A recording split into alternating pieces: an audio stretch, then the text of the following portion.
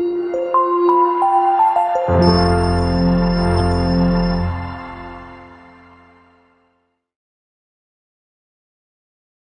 Pak Iswar. Bismillahirrahmanirrahim. Baik.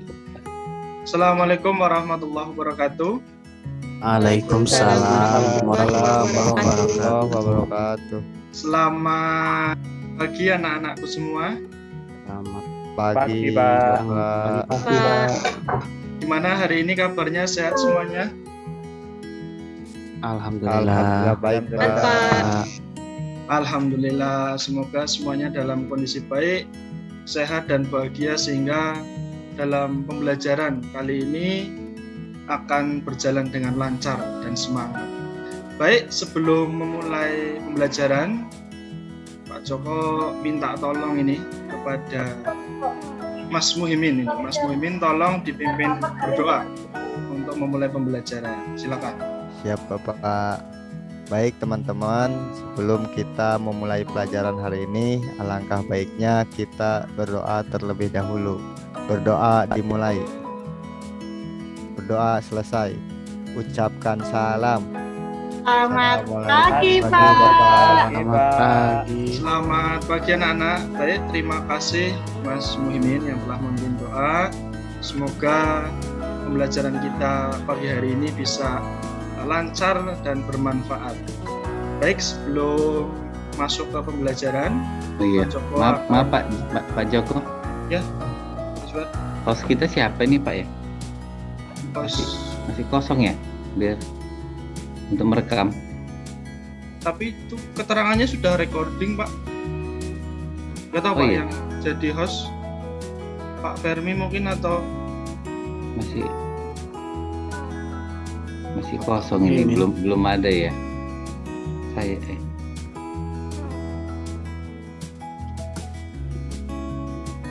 dilanjutkan aja Pak, biar saya coba telepon Pak Haulian. Baik anak-anak, saya Pak Joko cek dulu kehadiran ya. Atau Mas Rizky ada? Hadir Pak. Mbak Diana ada? Hadir, Pak. Mas Aldi ada? Hadir Pak, hadir. Ya, Mas Sahrul? Hadir Pak. Mas Muhimin ada ya? Mas Tri? Ada Pak. Mas Audi? Hadir Pak, hadir. Mbak Dwi? Hadir, Pak. Mas Bibit dan Mas Heri. Baik, semuanya hadir ya? Hadir Pak. Oke, baik. Oke, pada pembelajaran kali ini kita akan membahas tentang materi tentang diagnosis sistem kopling pada kendaraan. Oke, Pak Joko akan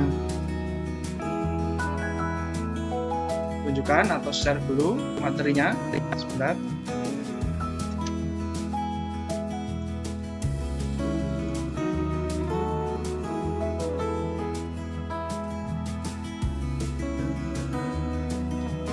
Apakah sudah terlihat anak-anak? Sudah Pak. Sudah, Pak. Baik, pada pembelajaran kali ini kita akan membahas tentang materi diagnosis kerusakan kopling. Jadi materi ini adalah materi pada mapel pemeliharaan sasis dan pemindah tenaga kendaraan ringan. Jadi kita perlu tentunya untuk menjadi seorang mekanik otomotif yang baik, kita harus bisa mendiagnosis kerusakan kopling. Jadi manfaatnya nanti ketika kalian sudah lulus dan bekerja, kalian bisa mendiagnosis kerusakan kopling. Jadi kalian dari gejala yang ada pada kendaraan, kalian sudah bisa mendiagnosis kira-kira kerusakannya di mana, sehingga nanti kalian bisa menentukan komponen mana yang diperbaiki dan komponen apa yang perlu diganti, sehingga proses perbaikan akan berjalan dengan baik. Nah, itu kira-kira garis besar nanti materi yang akan kita pelajari pada pagi hari ini. Nah, ini untuk tujuan pembelajaran kita pada pagi hari ini, yang pertama adalah peserta didik dapat menentukan cara pemeriksaan kerusakan kopling dengan tepat sesuai dengan standar SOP. Ya, jadi standar SOP di sini tentunya karena kita nanti menggunakan kendaraan dari Toyota, Nah, nanti kita pakai manual reparasi dari Toyota. Nah, yang kedua adalah peserta didik dapat mendeteksi letak kerusakan komponen kopling dengan tepat sesuai dengan standar SOP. Yang ketiga adalah peserta didik dapat memperbaiki kerusakan mekanisme sistem penggerak kopling dengan tepat sesuai standar SOP. Yang selanjutnya, yang terakhir adalah peserta didik dapat mengontrol hasil perbaikan mekanisme sistem penggerak kopling dengan tepat sesuai dengan standar SOP. Nah, untuk pagi hari ini pertemuan pertama kita akan membahas tujuan pembelajaran yang pertama dan kedua. Jadi untuk yang ketiga dan 4 kita akan pelajari pada pertemuan yang kedua. Kira-kira paham ya anak-anak ya? Ya Pak, paham Pak. Ya Pak. Baik. Sebelum Pak Joko menjelaskan tentang materi tentang diagnosis, ini Pak Joko ada sedikit pertanyaan untuk kalian. Karena Pak Joko yakin kalian di kelas 11 sudah mendapatkan materi tentang sistem kopling juga. Nah, pertanyaan yang pertama, apa itu kopling? Coba Mbak Diana bisa bantu Pak Joko untuk menjelaskan apa itu kopling? Maaf Pak, saya lupa. Waduh, lupa ya? Ya sudah, enggak apa-apa. Coba Mas Rizky dibantu coba. Apa itu kopling, Mas Rizky? Kopling itu yang biar kalau pindah gigi gampang ya Pak ya? Ya, betul sekali. Luar biasa. Mas Rizky ini luar biasa. Jadi betul, kopling itu adalah komponen pada kendaraan di mana dia berfungsi untuk melepas menghubung tenaga dari mesin ke transmisi. Nah, jadi ketika kita mau berpindah gigi, tentunya kita harus melepas dulu putaran dari mesin ke transmisi. Nah, pertanyaan yang selanjutnya, tolong ini Mas Muhimin, tolong ini. Mengapa kendaraan bermotor itu membutuhkan sistem kopling? Nah, kira-kira kenapa ini Mas Muhimin? Kalau nggak ada koplingnya nanti maju terus Pak. Wah, luar biasa. Ya, tepat sekali Mas Mimin. Jadi memang pada kendaraan itu harus ada sistem kopling karena dia yang nantinya akan mempermudah dalam proses pemindahan gigi. Oke, baik. Yang terakhir, nah tolong ini Mas Tri nih, Mas Tri. Nah, bagaimanakah seharusnya sistem kopling yang baik itu bekerja? Yang kalau kopling baik itu bekerjanya kayak apa? Karena tadi dari teman saya menjawab untuk mempermudah, pastinya ketika berpindah gigi mudah Pak. Nah, tepat sekali ya Pak Mas Trijoyo. Jadi memang kopling yang baik itu bisa menghubungkan putaran dari mesin ke transmisi secara halus dan lembut. Itu dia. Baik, nah ini Pak Joko jelaskan sedikit pembelajaran yang akan kita laksanakan pada pagi hari ini.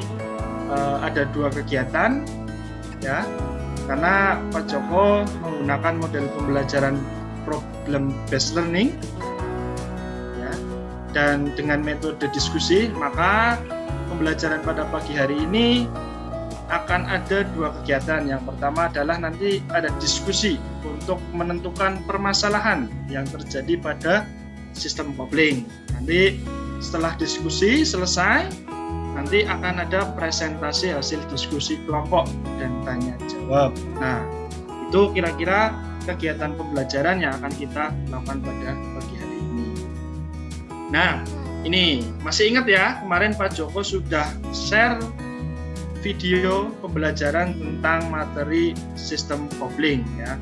Utamanya adalah komponen dan fungsi kopling. Ya, jadi Pak Joko yakin kalian sudah melihatnya, sudah mempelajarinya. Jadi kalian sudah tahu komponen dan fungsi kopling itu seperti apa. Jadi memang sebelum kalian bisa mendiagnosis, nah, kalian harus bisa dulu nih materi tentang komponen dan fungsi dari sistem kopling. Sudah dipelajari ya dan dilihat ya videonya ya kemarin ya, anak-anak. Pak. Sudah, Pak. Oke, baik. Nah, baik. Nah, kita masuk ke pembelajaran. Ini Pak Joko ada sebuah video tentang gejala kerusakan pada sistem kopling. Ya, jadi anak-anak diharapkan bisa mencermati, melihat dengan seksama yang terjadi pada video ini, yang nantinya kalian bisa menyimpulkan kira-kira kerusakannya pada komponen apa. Nah, yuk kita lihat bersama. Di sini kendala yang disampaikan oleh pemilik kendaraan adalah ada suara yang tidak wajar dari mesin ketika pedal dari kopling diinjak. Oke, jadi ketika pedal dari kopling ini diinjak, terdengar suara yang tidak wajar. Oke, langsung saja kita coba.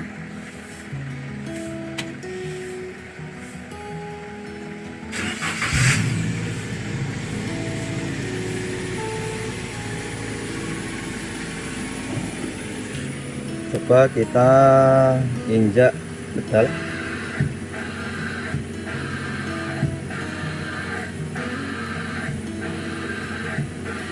Oke bro, suaranya seperti ini.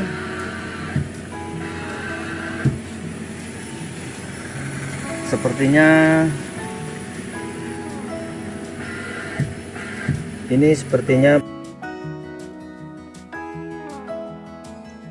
Oke, baik, terdengar ya tadi ya suara dari videonya ya, anak. Jelas, Pak. Benar, Pak. Oke, Yes, Pak. baik. Terdengar, Pak. Jadi gejala kerusakan pada sistem kopling itu timbul suara yang tidak normal. Nah, saat pedal kopling diinjak, nah itu gejalanya. Oke, baik, nanti itu yang akan menjadi permasalahan yang nantinya akan kalian pecahkan atau kalian diskusikan untuk dicari solusi atau komponen apa yang terjadi kerusakan. Nanti akan Pak Joko bagi dalam kelompok diskusi. Nah, ini dia. Jadi nanti Pak Joko akan membagi kalian semua dalam 3 kelompok. Ya, jadi nanti masing-masing kelompok akan mendiskusikan dari video tadi tentang gejala kerusakan sistem kopling. Kelompok 1 yaitu nanti ada Mbak Diana, Mbak Eri, Mbak Ari, dan Mbak Diana, Mas Heri, Mas Ari, dan Mas Muimin. Kelompok 2 ada Mas Tri, Mas Bibit, Mas Rizky, dan Mbak Dwi. Kelompok 3 ada Mas Aldi, Mas Sahrul, Mas Audi, dan Mas Joko. Nah itu. Jadi nanti diharapkan jadi ketiga kelompok ini bisa berdiskusi secara intens. Nah nanti silakan tunjuk satu sebagai ketua dan bisa membagi tugas masing-masing supaya semua anggota kelompok bisa bekerja dengan baik. Jadi tidak ada yang nganggur gitu istilahnya. Nah, nanti silakan gunakan sumber-sumber yang sudah Pak Joko share ke kalian ya. Jadi ada bahan ajar yang sudah Pak Joko share, video tentang komponen dan fungsi dari sistem kopling. Nah, itu nanti bisa untuk bahan referensi. Nah, kalian juga diperbolehkan untuk browsing di internet. Namun ingat harus di cross check, harus sumbernya juga harus baik ya. Jadi jangan langsung ambil dari sumber-sumber yang kurang terpercaya. Jadi kalian harus cek, bandingkan dengan yang ada di buku. Baik gitu. Oke. Ya. Nah, nanti ada 2 kegiatan tadi. Silakan melaksanakan diagnosis kerusakan berkelompok dan setiap kelompok juga harus nanti menyusun presentasi hasil dari diskusi ya. Jadi Pak Joko harap nanti setelah kegiatan pembelajaran selesai nanti kalian sudah bisa menghasilkan atau membuahkan sebuah media presentasi yang nantinya akan dipresentasikan. Oke, baik. Oke, silakan nanti dari kelompok yang Pak Joko bagi tadi silakan lakukan diskusi. Nah, sebelum diskusi. Nah, ini Pak Joko juga ada sedikit bahan atau video yang bisa kalian perhatikan untuk nantinya bisa jadi sumber referensi juga. Ini videonya juga udah Pak Joko share ya. Linknya di grup WA. Ya, ini tentang sistem kopling. Sistem kopling pada As a drivetrain specialist, Exidy is dedicated to the pursuit of quality and performance, as well as easy and reliable operation. menganalisis The clutch is a mechanism that smoothly transmits and cuts off engine power to the transmission by engaging and disengaging. The clutch cover and flywheel always revolve together with the engine.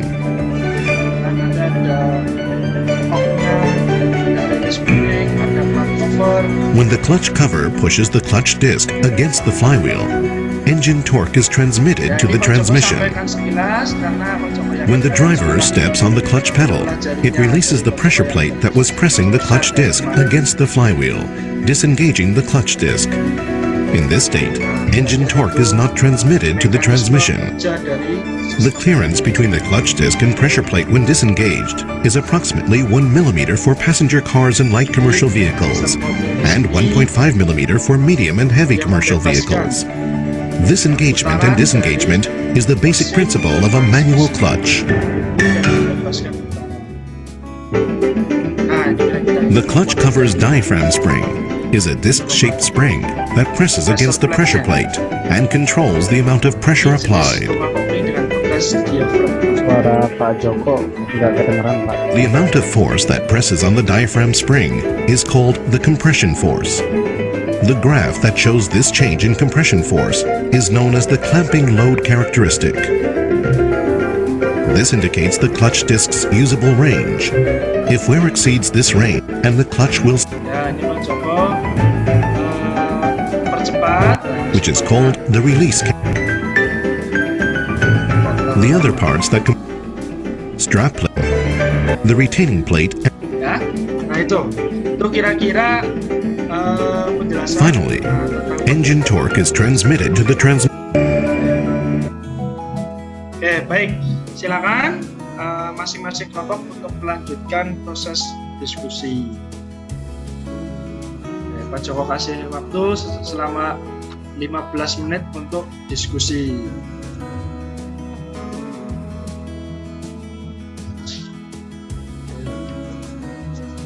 Gimana? Kelompok 1? Kelompok 1 mana kelompok 1? Iya, Kak. Oke, kelompok 1 ini sudah ditunjuk ketuanya siapa? Ketua kelompok 1 Pak Muhimin, Pak. Oke, Mas Muhimin, gimana Ya, diskusinya Pak. sudah sampai mana, Mas Muhimin? Belum selesai, Bapak. Ya, sudah dibagi ya tugas-tugasnya ya masing-masing Ya. kelompok ya. Oke, baik. Kelompok 2? Apa tadi kelompok 2? Saya Pak. Ya, Mas Tri. Mas Tri, ketua kelompoknya siapa? Mas Tri, kelompoknya Mas Tri ini. Pak Bibit Pak. Pak Bibit. Oh Ya, iya, Pak. Pak Bibit. Mas Bibit. Ya, mana Mas Bibit? Hadir, Pak, hadir. Iya, Mas Bibit. Gimana progres diskusinya, Mas Bibit? Progres Pak, ini masih kurang sedikit Pak. Oke, sedikit ya. Kelompok 3, mana nih kelompok 3? Halo, kelompok 3?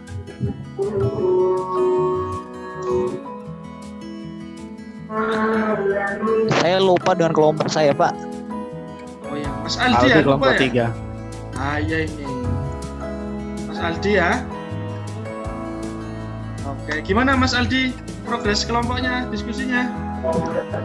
Alhamdulillah, hampir Pak, hampir selesai Pak. Selesai. Jangan lupa nanti buat bahan presentasi ya. Oh iya Pak, siap Pak. Oke, baik.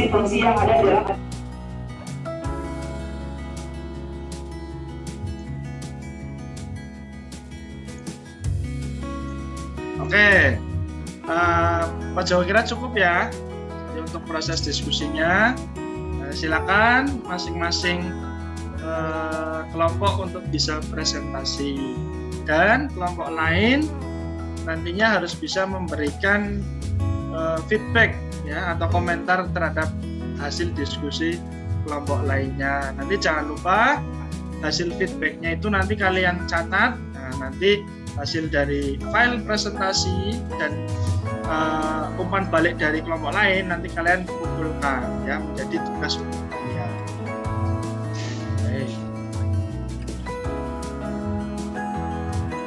Oke, baik.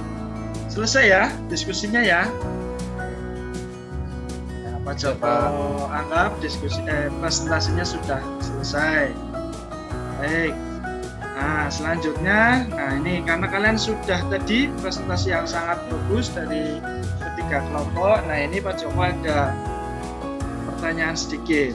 Nah, tolong tadi yang belum Mas Audi. Pak Joko ingin tanya nih Mas Audi nih. Ya Pak. Nah, tadi dari hasil diskusi dan presentasi berarti komponen mana nih yang menjadi penyebab kerusakan dari gejala yang tadi dipaparkan di video? Ya. Nomor 6 Pak. Nomor 6. Oke, bagus sekali Mas Audi. Ya, betul ya. Jadi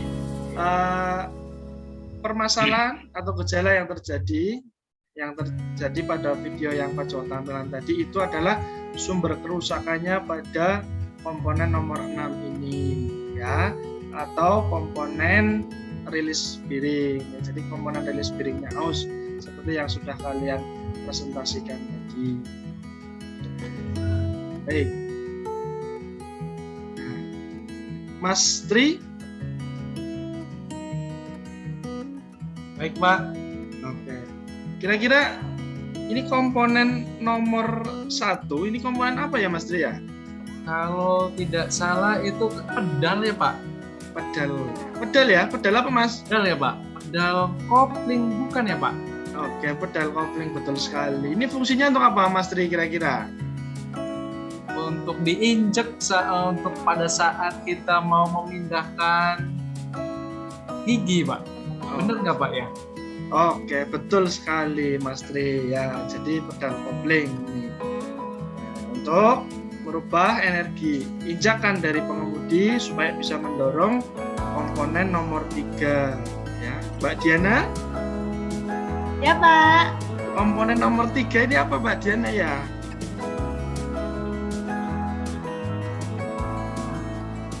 Master silinder Pak. Oke, betul, tepat sekali, master silinder dari sistem penggerak kopling. Kira-kira fungsinya untuk apa ini Mas Rizky nih? Komponen nomor 3 tadi Mas Rizky. Itu untuk fluidanya ya Pak ya? Ya, fluidanya supaya apa ini? Supaya nanti ketika diinjak pedalnya itu nanti fluidanya tersalurkan Pak, terus tekanannya bisa menekan rilis bearingnya Pak. Waduh, luar biasa sekali ya Mas Rizky ya, betul sekali.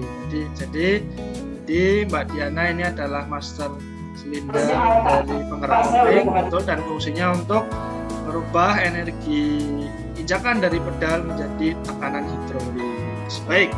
Luar biasa sekali. Jadi bisa Pak Joko simpulkan bahwa kalian sudah paham tentang komponen yang ada pada sistem kopling dan bagaimana cara untuk mendiagnosis kerusakan pada sistem kopling sehingga bisa ketemu kira-kira kerusakannya ada di mana.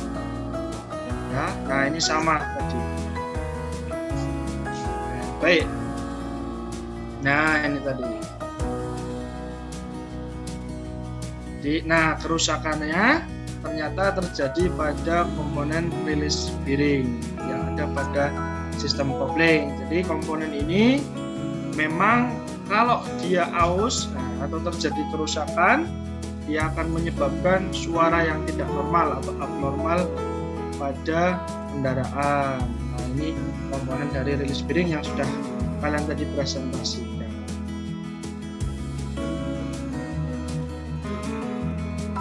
Semuanya sudah paham ya kira-kira ya tentang pembelajaran kita pada pagi hari ini ya? Ya Pak. Kalau sudah Pak. Baik, ya sudah.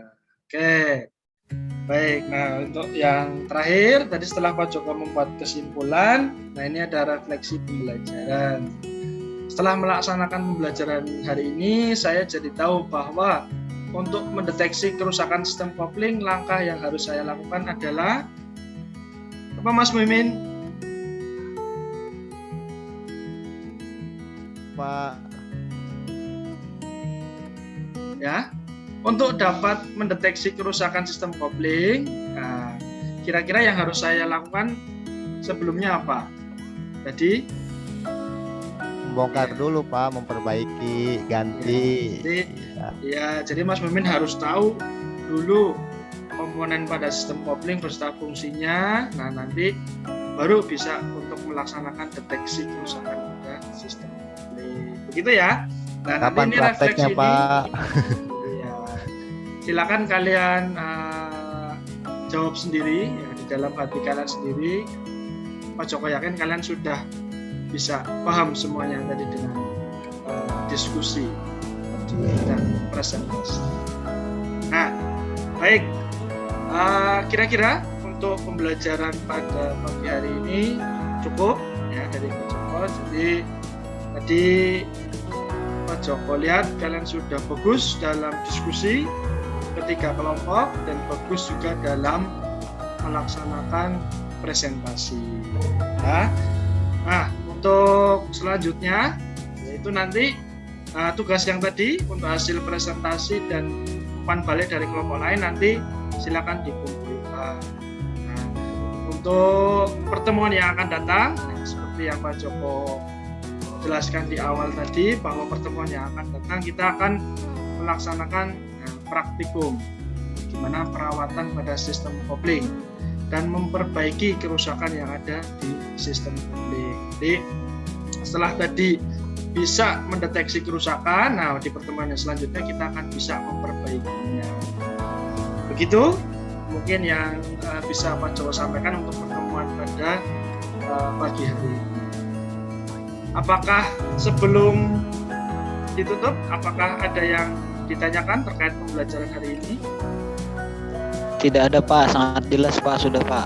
Baik, kalau tidak ada, mohon kesediaannya kepada gantian ini, kepada Mas Sahrul untuk memimpin doa untuk menutup kegiatan pembelajaran. Silakan Mas Sahrul. Baik Pak. Marilah kawan-kawan, sebelum kita akhiri, baiknya kita berdoa dulu. Berdoa dimulai. Berdoa selesai. Sudah Pak. Baik, terima kasih Mas Sahrul. Demikian anak-anak yang bisa Pak Joko sampaikan pada pertemuan kali ini. Sampai jumpa di pertemuan yang akan datang. Kurang lebihnya mohon maaf. Wassalamualaikum warahmatullahi wabarakatuh. Waalaikumsalam warahmatullahi wabarakatuh. Terima kasih Pak. Ya, sama-sama Mas Rizky. Terima kasih Pak Joko. Ya, sudah memaparkan tadi. Satu Pak Joko, yang pasti PowerPoint-nya ditambah sedikit gambar Pak Joko ya. Gambar yang dia khusus dia Pak Joko, misalnya apa dia Pak Joko, bagian-bagian komponen ya Pak. Ya, baru satu lagi tadi videonya pun jangan video untuk animasi demonya Pak Joko kan ada yang jelas Pak Joko. Pak Joko tadi terlalu cepat berputar. Maksudnya resolusinya Pak? Bukan. Oh kurang iya, Pak. kurang pas gambar koplingnya, terlalu cepat, terlalu rapat, tidak nampak bagian-bagiannya. Oh, iya. Anak-anak itu pasti bingung. Ini kan beda Pak Joko sama jangka sorong. Oh iya Pak Iswar. Kalau Jaka Sorong kan langsung dilihat anak-anak itu. Kalau misalnya kopling kan tidak.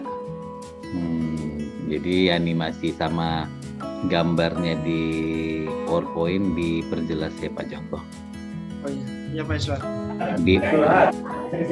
Dan bahasa Inggris tadi Pak Joko ya. Nah itu kesalahan tadi Pak Joko. Iya, Pak Joko ngomong, terus ada bahasa Inggris dari video tersebut menjelaskan videonya. Mungkin untuk kelas SMK saya rasa bahasa Inggrisnya masih coba ya Pak. Ya Pak. Nanti. Kecuali kelas internasional ya.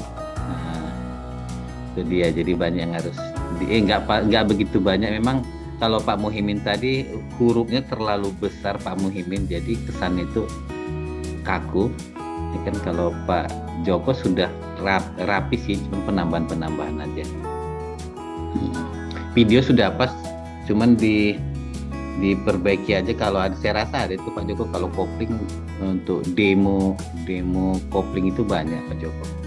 Ya Pak Iswar, nanti saya cari lagi yang. Jadi nampak mereka komponen yang terpisah kan. Untuk hasilnya tadi bagus Pak Joko. Ada hasil permasalahannya di Pak Joko tunjukkan ya. Tapi anak itu sanggup nggak sampai ke sana, itu ganti masalahnya Pak Joko. Iya Pak. Terus diperhatikan, jangan sampai nanti jadi pertanyaan sama yang menguji. Kalau apanya sudah bagus tadi Pak Joko, sintak mengorganisasian untuk mereka bekerja tadi sudah Pak Joko masukkan. Nanti Bapak dan Ibu gitu juga diikuti aja tahapan sintak gitu. Mereka tadi nggak ada demonstrasi berarti Pak Joko ya? Untuk Nggak ada Pak, ini baru diskusi sama presentasi Pak. Itu metodenya jadi nggak Pak Joko? Tetap apapun ceritanya tetap siswanya yang aktif. Jadi bagaimana caranya ini kan karena teman-teman ini pada tahu jawabannya ini kan. Walaupun Pak Joko kasih misalnya nanti Bapak dan Ibu juga biar cepat, nanti Bapak dan Ibu temannya minta dikasih aja share jawabannya ini, nanti kalau ditanya ini jadi cepat. Tapi kan untuk pelaksanaan nanti nggak seperti itu ya Pak Joko. Iya Pak, nanti dengan Jadi siswa. nanti ini kan ada videonya ini, nanti Bapak Ibu tengok sendiri kesalahan Bapak Ibu di mana, kan nampak nanti. Itu dia.